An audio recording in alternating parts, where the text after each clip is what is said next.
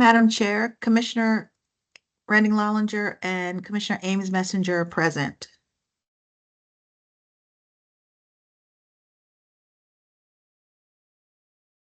Ames Messenger present.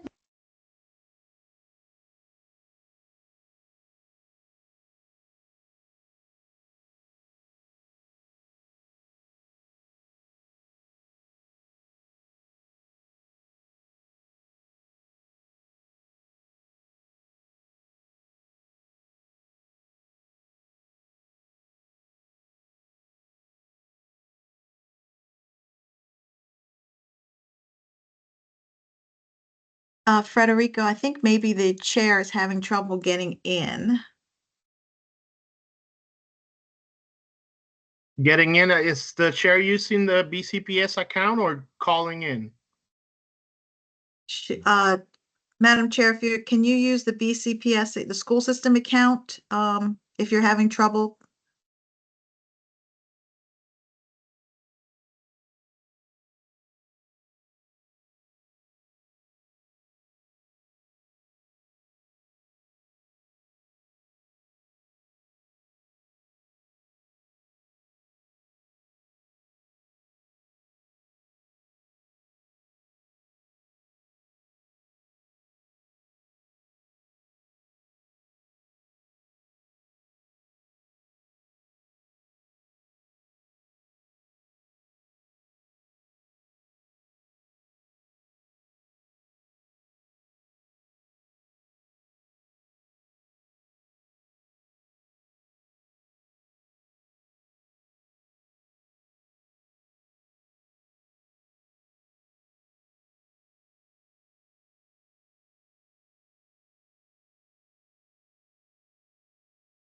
The chair should be on momentarily. She's having trouble logging in. Joanna, this is Josh. There's also a Fireflies note taker on here that really should not be here, I don't think. Oh, I don't see that.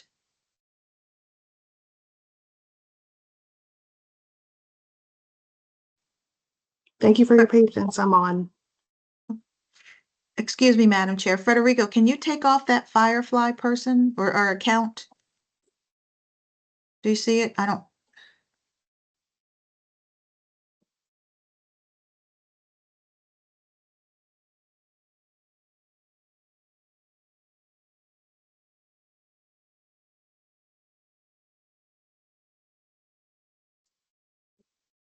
Okay, I think everyone's here. I don't see the Firefly, sorry.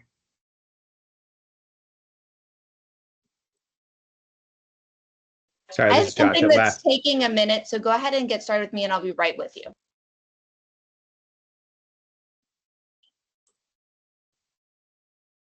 the count was removed. Thank you, everybody.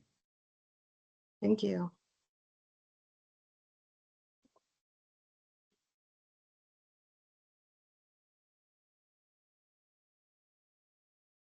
So Commissioner Redding Lallinger is on. Commissioner Ames Messenger just said that she had to step away, but she's here. Okay. And so if you would like to start. So good afternoon, everyone. This is Committee Chair Ashley Esposito. I would like to welcome you all to the August 19th Policy Committee meeting. If you have not done so, please mute your phone, and anyone who does not mute their phone will be muted by the call moderator and removed from the call.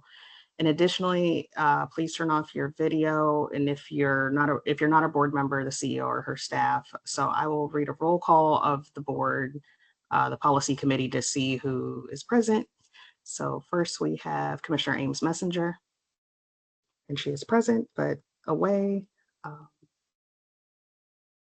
Commissioner Chicas Guzman, who I believe is going to be absent today. Commissioner Redding Lallinger. Present. And Commissioner Sally. Or Chair Sally. Commissioner Chicas Guzman present. Oh, awesome. Welcome. Chair Sally is unable to meet today. Okay, so we have 3 present and 1 absent. For public comment, members who would like to make public comment to the committee can do so by signing up the day of the meeting. until the meeting starts at 3:30, or actually 4 o'clock.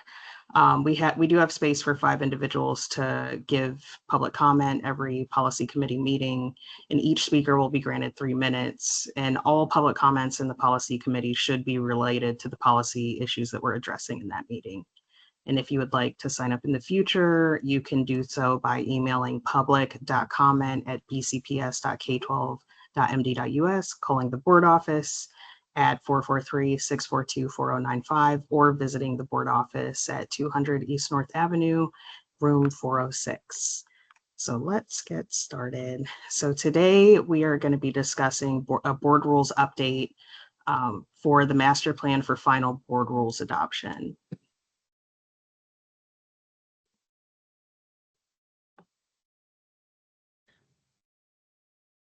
Commissioner Esposito, hi, I'm Josh Sivan. I can introduce this. This is a ongoing piece of work we've been tackling to convert board rules to policies, and I'm going to introduce Rebecca Burney, Special Advisor in the Office of Legal Counsel, who's been spearheading this work, and she's going to present on our progress. Over to you, Rebecca. Thank you for the introduction. Is everyone able to see my screen okay? Okay, great. All right, so this is an exciting update. This presentation, all of the board rules are aligned with all of our strategic priorities because they touch on every aspect of city schools. And just to give all of the commissioners and the public some background on board rules, prior to having board policies and administrative regulations, city schools operated under about 350 board rules. So these were sometimes sentences, sometimes paragraphs, but 350 individual rules that we would use to run our school system. Many of these rules were actually just copying from what the law required as well. So then in 2007, city schools decided that it made more sense for us to transition from board rules to board policies. And so we began this long transition process. And between 2007 and 2022, city schools incorporated 202 of the original 350 board rules into board policies. But unfortunately, that project had stalled. So I think, there was a lot of excitement when we first began the transition to policies, and then people started to forget about the board rules and that they're actually still in existence and still active. So the Office of Legal Counsel in 2022 was tasked with reviewing where we were with the board rules incorporation project and figuring out how we could create a plan to incorporate the remaining board rules into board policies so that when the public wants to know how city schools functions, they can just look at policies and not have to worry about these remaining board rules. And just to give everyone a little bit of context about why this was important, we had a lot of challenges, and particularly challenges in the Office of Legal Counsel when we had board rules that conflicted with our policies or board rules that were outdated and committing city schools to things that were not possible or just were no longer necessary. This is a quick overview of our board rules replacement project. So as I mentioned, analysis began in 2022. The Office of Legal Counsel worked to identify and summarize all of the outstanding board rules. And board rules are listed on board docs along with our board policies. We flagged board rules that had already been incorporated into board policy, but were still listed as active. We also analyzed relevant statutes and figured out when board rules were outdated and misaligned with the law. We determined potential policy homes. So we raised the board where we thought some of these board rules should go and which policies were most relevant. And then we also looked at board rules that needed to be their own separate policy. So an example of this would be our administrative regulation on libraries actually came from one board rule. So we ended up needing to create an entire regulation to address one of the remaining board rules, just to give you a sense of the scope of this project. And then we also consulted with relevant offices and staff to figure out, are these board rules still relevant? Has there been a change in practice? How do you think that we should best incorporate these board rules into policy? So this is just a quick overview of our timeline and all the work we've done. So as I mentioned, we started in 2022. There were 148 remaining active board rules. After our initial analysis, we were able to eliminate 11 or make them inactive because we recognized that they'd actually already been incorporated into policies. We just needed to make updates on the website. And then between April of 2022 and July of 2022, we incorporated additional 7 board rules into board policies. And so when we went to the board in August of 2022 for our first board rules update, there were only 130 active remaining board rules at that time. The board met in August of 2022, and they actually took our recommendations and voted to repeal or ratify board rules as already being replaced by policies, or as I mentioned, sometimes they were regurgitating outdated law. So the board voted to repeal those. So that eliminated another 46 active board rules. And then between September of 2022 and August of 2023, we were able to incorporate another 11 board rules into board policy. And so 2 years ago, we came to the board to provide an update, and there were only 73 board rules remaining at that time, August of 2023. So 2 years ago, we came back, there are 73 board rules remaining. And then over the past 2 years, we have incorporated 53 board rules into board policies. And I'm excited to say that today there are only 20 board rules remaining that are active. And this is just a quick summary for the board about the board rules that we incorporated during each fiscal year. So in fiscal year 24, 17 board rules were incorporated into existing policy. This included a number of board rules that went into our policy on the employment cycle and staffing actions, as well as significant revisions we'd done to board policy ADF that incorporated 8 board rules regarding wellness, nutrition, and health. And also the board should have a spreadsheet with a breakdown of all of the rules in detail about what the rule contained, as well as the policy that it was incorporated into. In fiscal year 25, we were able to incorporate 36 board rules into board policies. Much of this was revisions to board policy DIC, which is our financial controls policy. And we were able to incorporate 34 board rules into that particular policy. So for the remaining 20 board rules, we have categorized them into 2 categories. The first are board rules that were in the process of incorporating into board policies during this fiscal year. And there are 19 of those board rules. And then there's 1 board rule remaining that we are recommending the board take action to repeal because it is no longer relevant. It's also inconsistent with our current protocols and overlaps with Maryland law.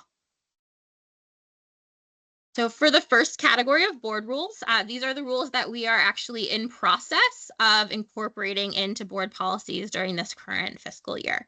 So there are 12 board rules that will actually form a new policy on school management and support. When we reviewed the board rules, we realized there wasn't a clear place to put them. And so we decided that we needed to create a new policy. Another example would be our revisions to board policy GBEH, which will incorporate 2 board rules into our legal representation policy.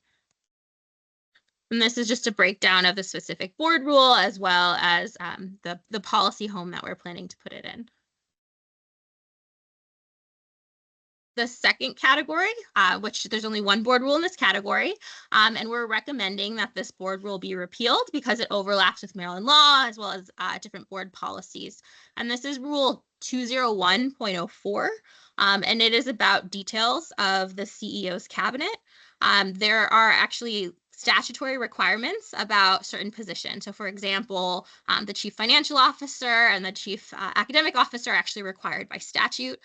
We also recognize that the composition of the CEO's cabinet may change based on who the CEO is. And so we think that is something that should not be required by policy. Rather, that's something that's more of a discretionary decision. And so we are recommending that we just repeal this board rule.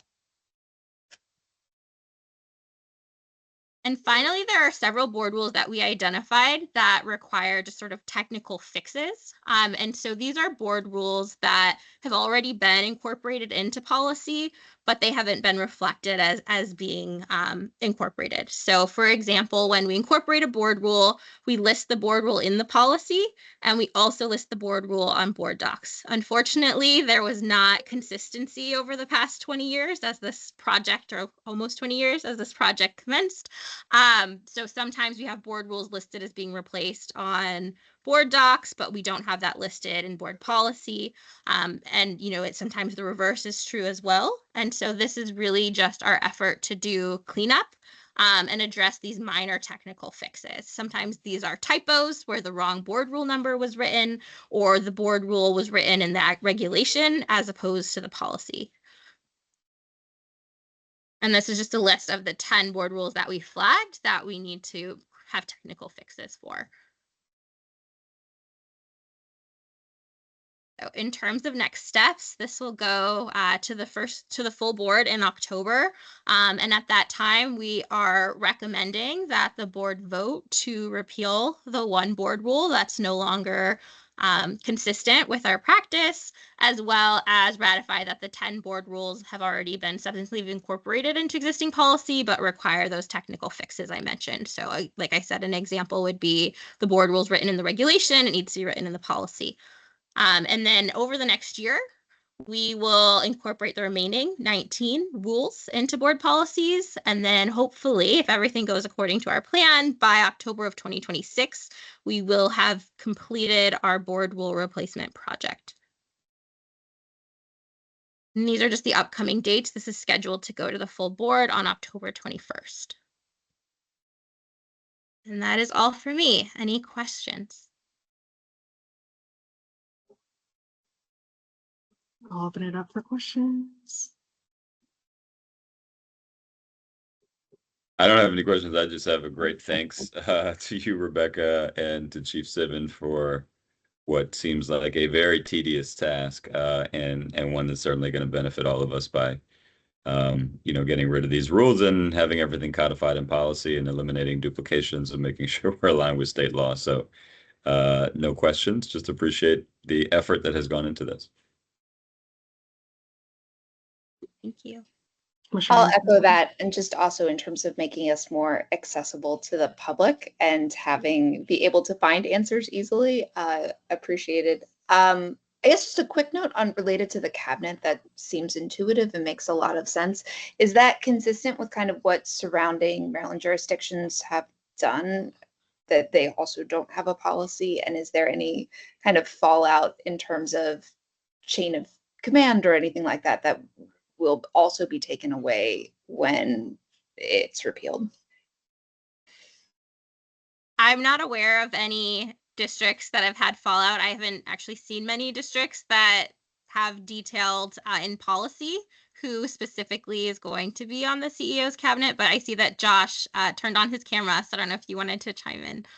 The only other thing that I agree with Rebecca entirely, the only other thing that came to mind is because of our unique structure and how the statute works, we actually have several of the cabinet positions that are required by statute. So that was why, in particular, we felt like if those are already in statute required to report to the CEO, then, and I think that was what was the genesis initially for having this as a board rule, because we saw a lot of board rules which were just sort of cutting and pasting from statutes. I think it was from an era when it was not as easy to find the statutes, so that the districts, and that we weren't the only one that just put statute into policy. But that seems tricky, and we've often got to the situation then the statute changes and then you have a policy that's outlined. So that's what we've been trying for this process very tediously to fix.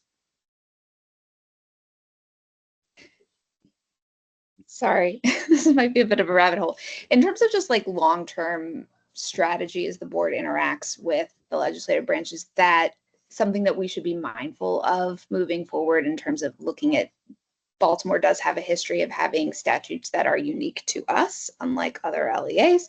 And is that a limiting factor to us in a way that would be helpful for the board to be aware of as we interact with legislative priorities, et cetera? I mean, I think it may be something to work with Dewana Starrett and Melissa Broom just to think about it. Some of them are are especially advantageous, and some of them are interestingly different. So, I mean, I think that that's just the piece where we should be thinking through strategically where we situate in that.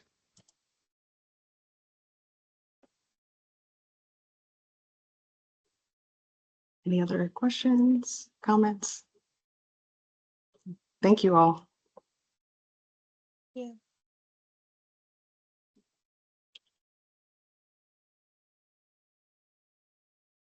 And up next, we have update to administrative regulations, GCIDA-RA protocols for approval and reimbursements for staff travel.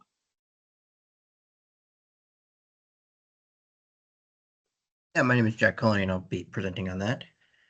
Welcome. Thank you. So good afternoon, everybody. So I'll share my screen here, and whoops, wrong button. And Jack, not to interrupt you, but Yeah. just so the board knows your position. So Jack is a great member of our finance team, and just share with them what you do and what your position is. Oh, absolutely. So my position is the Director of Financial Systems. So I work under Courtney Desabé, and my primary duties are basically working within the ERP systems and the other systems that we have within finance to improve risk management, improve process optimization, data reporting, all that kind of stuff. So I end up touching a lot of different pies as a result, but a lot of my work is just optimizing and improving systems and processes. Working very closely with any given team, HC, legal, OIT. So today on that front, presenting this revision to GCIDA-RA. The genesis of this is we worked very closely coordinating with the Office of Legal Counsel, as well as just intending to align this regulation that involves how approval and reimbursement of staff travel occurs. This policy was originally adopted back in March of 2022, so this was prior to the implementation of Oracle Fusion as our current ERP. Since then, we've streamlined a lot of the approval and reimbursement processes as a result of Oracle Fusion, and we need to ensure this regulation kind of reflects those internal processes and clarifies some of those items. So the challenge that we've identified with this primarily is that the original regulations, they contained outdated information. It was specifying certain systems and certain things, create a lot of confusion in the process. So certainly we're looking to update this regulation, but then also ensure that we're doing some additional training and retraining City Schools employees on what these processes actually are, what these regulations are, and the accompanying policies and guidelines. The crux of the update, kind of as I mentioned, is primarily changing kind of the name of the system that employees are using, specifying that we are using Oracle Fusion through this process.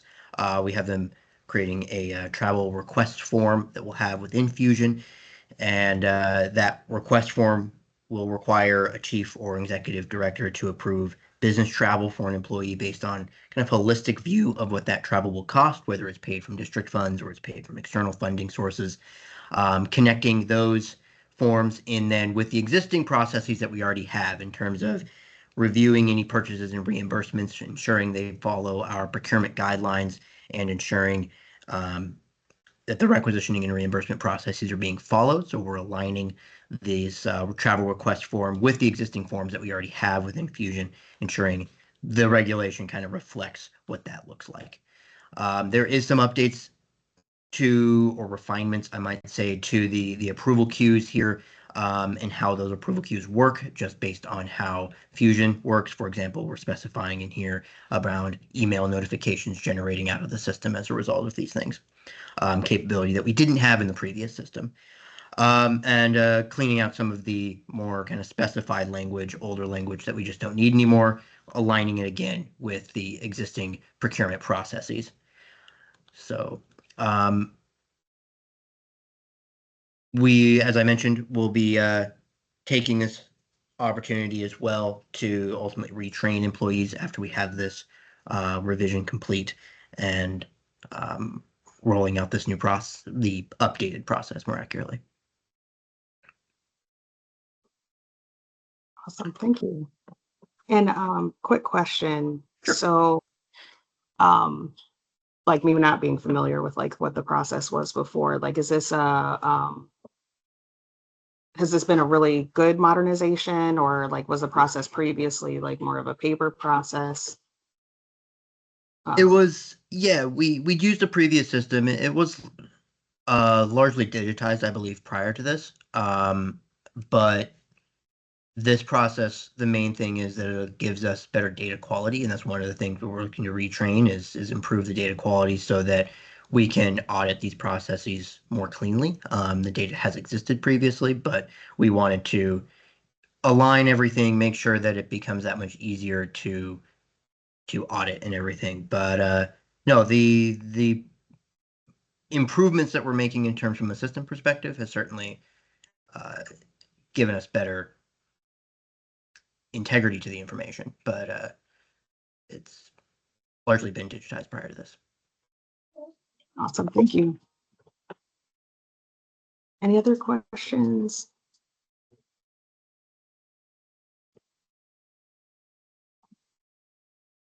Okay, thank you. Thank you for your presentation.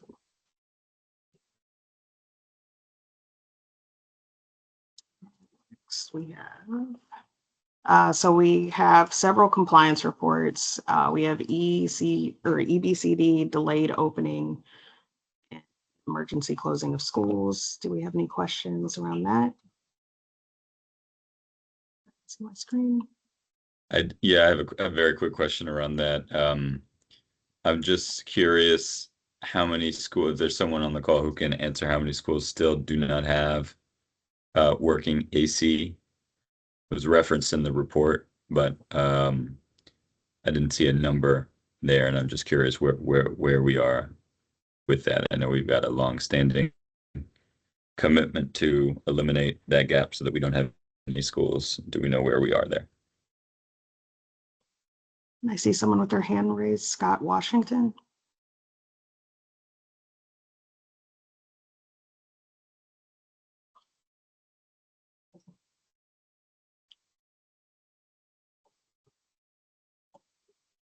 We're going to have to lift him to be a presenter, Madam Chair. I think it was an Okay. oversight. It'll be a second. Okay, thank you. I allow him to speak, so I think he can unmute the mic. Can you hear me now? Yep. Yep, we can hear Okay, you. good afternoon. Scott Washington, Executive Director of School Facilities. Ashley, thank you for the question. All of our schools now actually have air conditioning, at least in the classrooms. I know we've had a number of issues where we have, let's say, systems that may be under repair and repair work in certain buildings going on. But classrooms, whether they have a HVAC system in the building itself, or whether in some rooms we have, some buildings we have window units inside of our classrooms, they at least have that air in the classroom. So we bridged that gap. I do believe a few years ago. I think it was maybe back in 22 or 23. So it's been a couple years since that's taken place. What we just encourage these days the fact that because of some of the systems we've had challenges with, of course, we're repairing quite a bit, but the buildings have systems themselves. That's great news. I'm glad to hear that. I think we need to update there's some language in the policy report that makes it seem like there are still some buildings that don't have HVAC. But I'm glad to hear that that is not the case. So thank you for that update. I appreciate it. No problem, sir. Like I said, I think the main thing that I'm saying, like I said, is that I think when the mandate came through a few years ago is the fact that we made sure instructional spaces, classroom spaces, even if they have a window unit, they at least Gotcha. have air conditioning in that window. And then other buildings, they do have centralized systems, whether it be four pipe systems, VR systems, whatever, they have an HVAC system in that building. Gotcha. Okay. Thank you. Any other questions?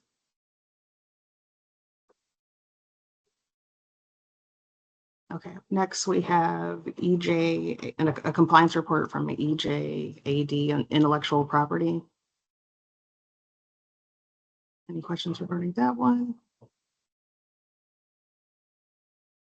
Then we have FKA public use of school board facilities. Any questions? I do. Guilty again. No Yes, problem. I've had a few conversations about this, but I just wanted to raise the issue again and gain a little bit of further insight, specifically about charter school use of our buildings and the fact that there are variable rates paid by certain charter providers. And I don't think those are listed here. So I'm curious if we could just get a little bit more detail. I understand in most cases these are contracts or agreements that have been grandfathered in. But I'm curious how many charters we have that are operating under different arrangements than the standard arrangement, and when those deals sort of end, if you will. Is there anyone who can answer that?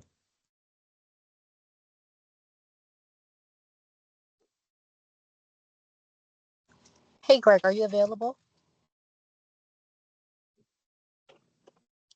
Mr. Gregory Gamble has his hand raised. Good afternoon, everyone. This is Gregory Gamble, and I'm the real estate agent for City Schools. There are like various schools. I can't give you like a number off the top of my head, but if you want, I can give you all the stats and the dates offline. Would that be okay? Sure, that's great. I would love a list of Yep. all the, even if we just have all the charter and operator run schools and what rate they are paying and when those agreements end, that would be helpful. And then the other question is just if someone could remind me how we sort of land on the per square foot price that we have, cost that we have for, like, how did we land on $5.04 per square foot? And why did it increase from 484? Just to help me understand the context there. Sure. In the new leases, there is a 4% escalator in excuse me, in all of the new charter school leases. So last year it was 4%, 4% cheaper, so forth and so forth. That kind of keeps us up with, like the cost of inflation, maintenance, stuff like that. Because when we first came up with the rate, I think it was something like $3 and change back in like 2015, 2016, off the top of my head. And then it's like each year it goes up by 4%. But where does that number come from? Like, where did the original, what's the sort of rationale for that rate? The original came about, the planning department did a study, the planning department, and along with facilities, they did a study and they came up with a rate for maintenance based on a square footage, and that's how we came up with the original rate. Excuse me. It was something like $3 and change. I can look through the historical file to see if we can find something, but that was like some time ago. That's fine. I guess I'm just curious. So it represents the cost of maintenance on a square foot basis for Maintenance buildings and the agency reporting. It's all the things that we have to do to the buildings because these are still our buildings. We still have to do the, do the maintenance and everything. Yep. Madam Chair, I'm sorry. Angela Alvarez is on and she can, I think, clear up some of the information and she's able to unmute herself now. That will help. Welcome. Are you able to unmute? Let's see. You should be able to unmute. You should be able to unmute now, Angela.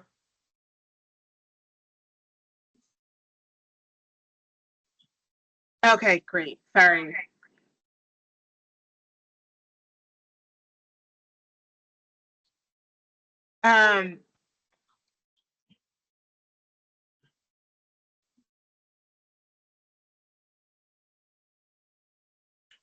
Sorry, I was joining in two places. Oh. I was having sound issues, so sorry. I was in two devices listening to this meeting. Still having feedback from.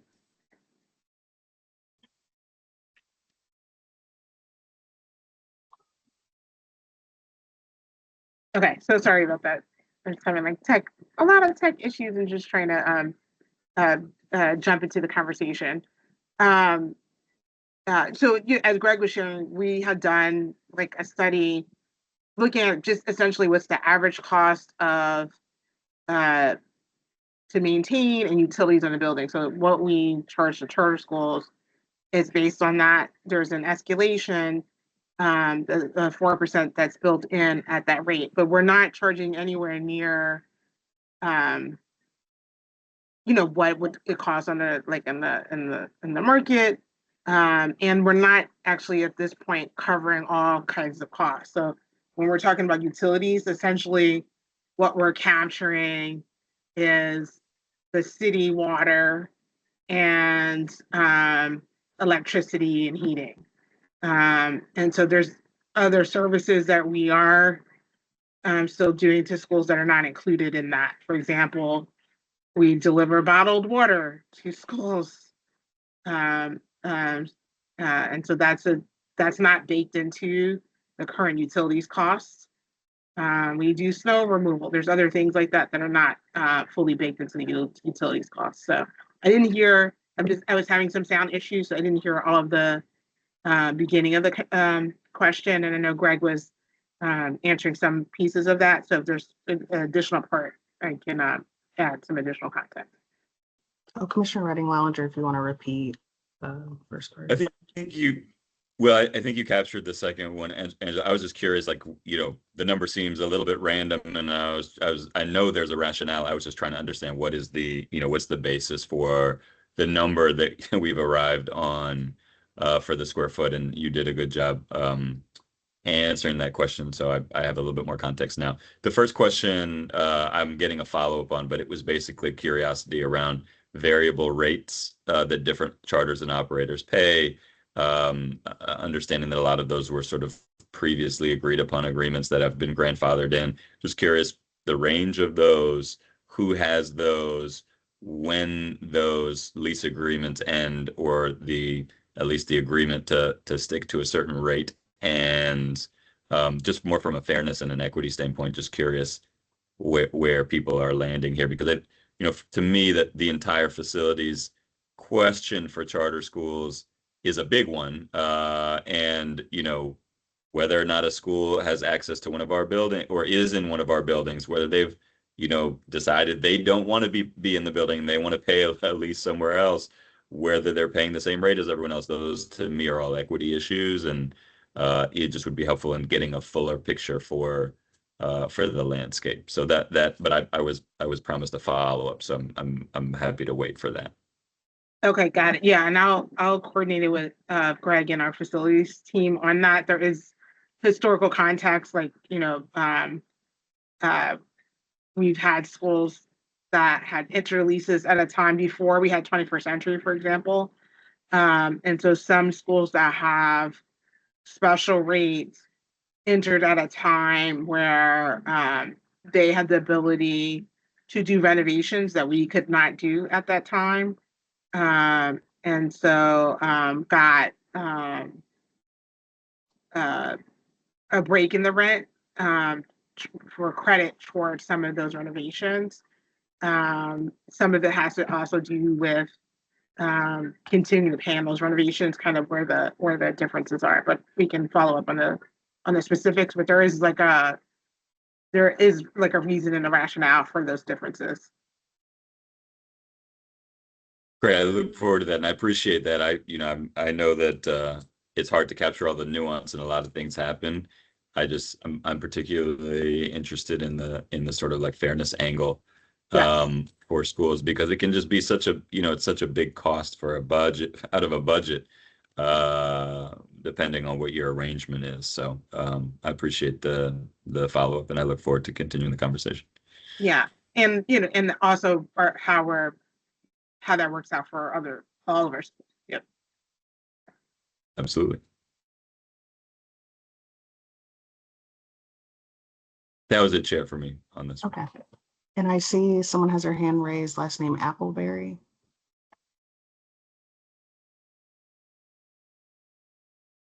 Yes, hi. Good afternoon, Commissioners. Pavilia Appleberry from the Chief of Schools Office. Just wanted to really quickly, if possible, clarify something. So the data reflected in EB CD, the school closings, emergency closings report, it's reflective of last school year, so school year 24-25. So it will read like these schools, like in particular, the 3 schools in the discussion section, it will read like they don't have air conditioner, but moving forward into school year 25-26, those repairs have been made as to what ED Washington stated. Those repairs have been made and those schools now have AC, at least in the classrooms. Thank you. Thank you.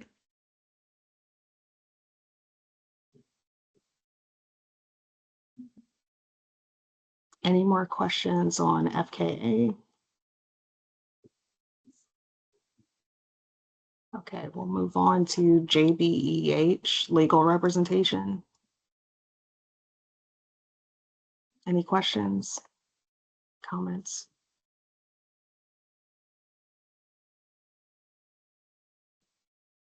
Okay, we'll move to the next one, ILA, test integrity.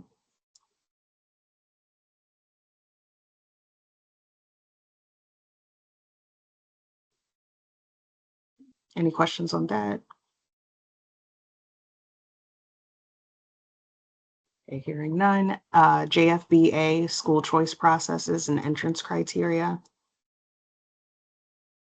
Do you have any questions or comments about that? Madam Chair, there was this is Tawana Starrett, the Executive Director of Legislative and Government Affairs. I'm sorry. There was an oversight, and the school choice processes and entrance criteria should be a presentation, and we and staff would like to present that at the next policy committee meeting. It was an oversight that it was added to this one. Okay. Okay. Thank you. Thank you for clarifying that. Can I? Well, okay. Yeah, I'll follow up by email. I had a question that I was wondering maybe that they'll be presenting anyway that maybe could be tacked onto that, but I will reach out an email. And Chief Highcovered, I see your hand raised. Yeah, I just want to clarify that it is a compliance report, but annually we use that compliance report to give the board an update on the choice process. So Commissioner Amesbucher, if you feel free to send us a question, we could even make sure it's part of the next presentation. We're happy to do so, but it was just an oversight that it wasn't added to the agenda today because the people thought it was a compliance report. And it is, but it's just a special one where you get a presentation. Okay. Awesome. I was glad for that. I was like, that we really have to ask questions. This seems like a big thing. It would take forever. But if there's something missing in it that you'd like to see added, since you've already seen it now, please feel free to send it forward to us, and we'll make sure we add that as part of the presentation. Thank you. Thanks. Okay, moving on to the next one, JLF, child abuse and neglect, and JBEBB, staff conduct with students. Do you have any questions, comments?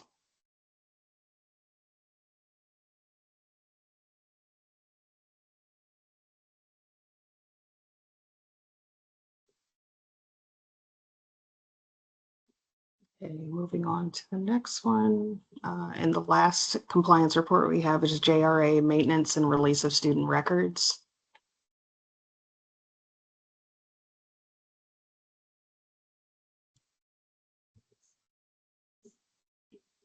I'll open it for questions or comments.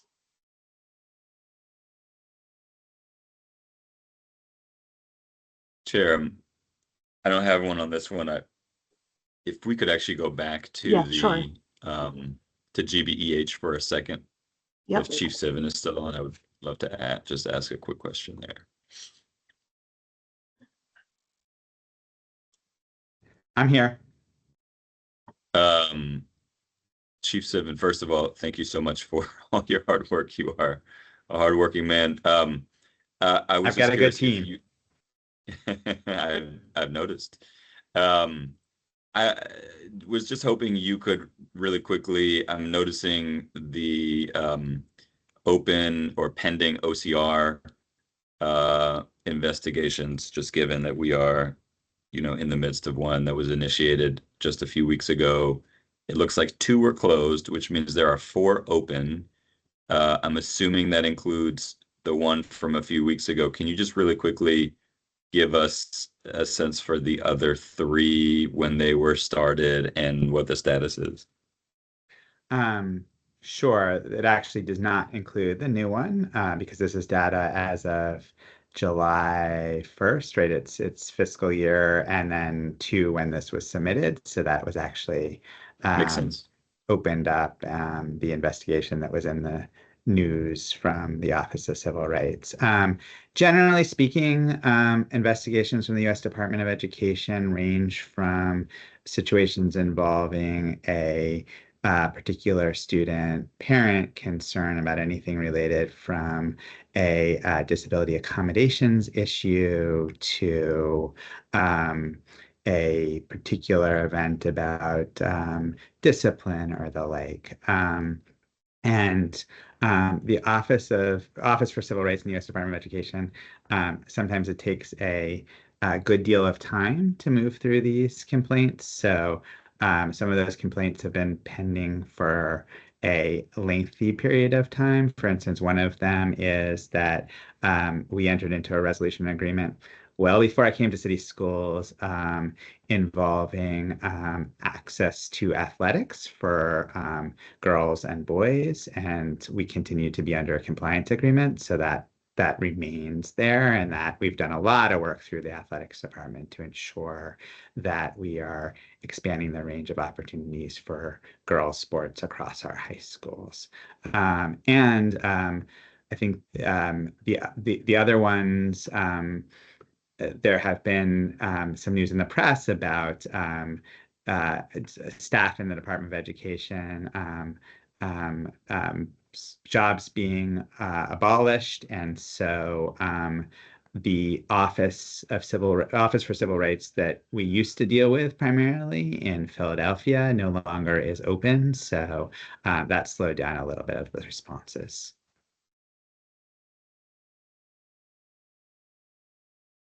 So sorry, so you told us a little bit about the girls sports issue. Did I miss the other ones? Sorry.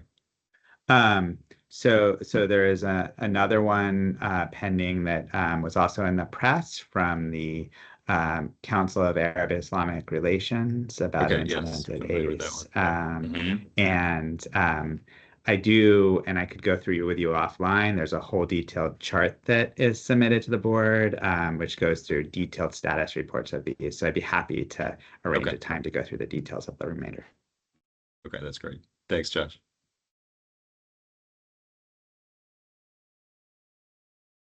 Thank you.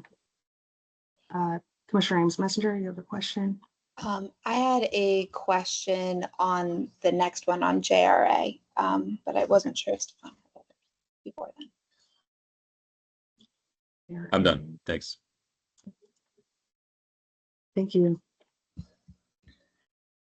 For JRA, I think just like speaking to like the reality is there's lots of good reasons of why families don't have documentation. So whether you're homeless, whether you're coming out of complicated custody situations, immigration status. So I guess just looking through like kind of what's the cost to the district of when we are not being found in compliance for these folks, and also just within the system, how are we documenting kind of when all due diligence has happened and we've come to an ending point where kind of it is, like staff has done what they are reasonably responsible for, and kind of what percentage of that is representative of this number as opposed to, like this is just kind of a hanging unresolved situation. Yeah, so for the due diligence, we do have a due diligence template that schools can fill out once they've reached out, every time they reach out to a parent to request documentation. And they can then upload that into IC to show that they have done the outreach to the family. And then we have a data cleansing report within our e-forms system that allows us DCR 157. It allows schools to track by student which documents they may be missing. And it has additional information as well, to your point, like if a student is an English language learner, a multilingual student, or potentially homeless or in temporary housing situation, so that schools may know that they're only going to potentially get so much for those particular students, but that also helps gives schools visibility into documents that are missing. And that also helps us like track and manage the documents that are missing. And this is kind of like, like that this is a technology problem as well as a human problem. And just looking at kind of what is the training and support that's given to the frontline staff that are doing that, realizing that often when this is a symptom of a much larger problem, that is often, emotionally complicated and is going to cause other stressors. So kind of what's kind of the strategy of how that is there just a letter that's being sent out, realizing that that also can be a really triggering experience for some families. So kind of like, what are the resources that are being given to both the staff and the families as part of that outreach? Yeah, so for training opportunities, we try to get in front of our record staff 3 to 4 times a year. I think that our first touch point is generally around election day when we try to provide training to all of our staff. We try to do those opportunities in person as much as possible, so that they understand how to scan the documents, upload the documents, and they understand that if they're reaching out to families and they're not getting a lot of response, that they can send out the due diligence form, and once that's completed, upload that into the IC system as well. We are also at the district level going into IC and moving any documents that we find on behalf of schools to try to lighten that burden as much as possible. And then to your point with families, yeah, we're doing outreach to families, and they're also receiving those due diligence letters, so that they know that we need those documents. To your point, from like a cost benefit perspective, we do get audited by the state. It used to be biannually. Yes, now this most recent audit was our triennial audit. So we hope that they'll continue that moving forward. But essentially that would be the cost. Ultimately, when they come to audit us and we're not able to produce those documents on behalf of students that we're serving, then that will become an audit finding. Are there financial considerations beyond? I mean, you never want to be found. You never want a finding in an audit.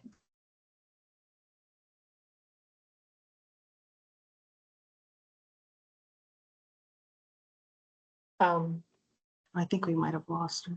Let's see if she rejoins.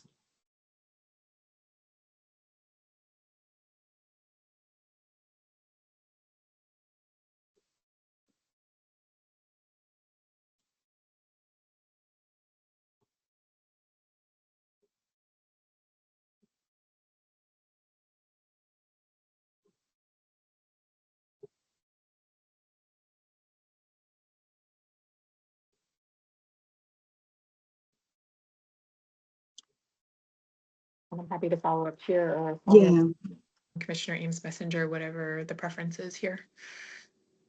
Yeah, that would be great, because I still see Commissioner Ames Messenger, but it might be like a connection issue. Thank you. Yes. Are there any other questions regarding JRA-RA? Commissioner Chicas Guzman, Commissioner Redding Wallinger. Awesome. Thank you.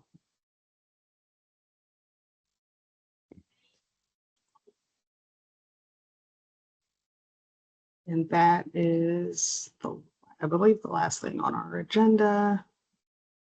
And I'll just repeat what I stated earlier about public comment. So we do have spots for 5 people to provide public comment, and they can do so by signing up the day of the meeting up until 3:30 that day. Each speaker will get 3 minutes, and all public comments should address the policy related to the issues.